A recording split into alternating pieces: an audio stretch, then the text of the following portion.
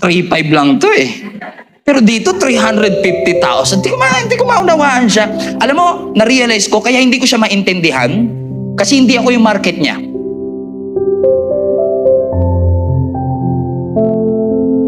Kasi para ma-appreciate mo yung luxury, dapat luxury ka eh. So, naiintindihan mo na kung ba't may mga hindi nakaka-appreciate sa'yo. Pagpasok mo na department store, una mong titignan presyo. Ay, mahal. Dahil mahal, pangit na kagad. Bakit? Hindi mo afford. So, ibig sabihin, hindi ikaw yung market niya.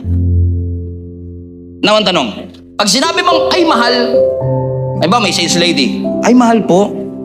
Nakaawa naman si sir. Adjust natin yung price. Babaan natin. Bababaan ba ng SM yung price dahil naawa siya sa'yo? Hindi. Bakit mo kino-compromise yung standards mo? Porket may mga tao hindi maka-appreciate sa'yo.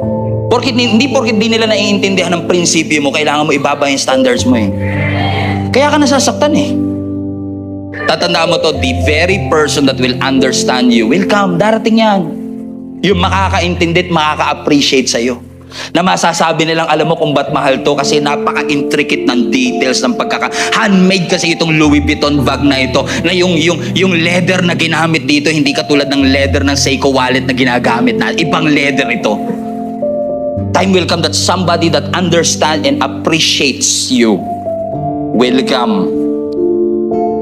Why am I saying this? Kasi tayo minsan, because of our desperation, we are rushing entering into another relationship because we felt like yung hurts na ito na dala-dala ko ngayon ay magagamot lang pag may bago na.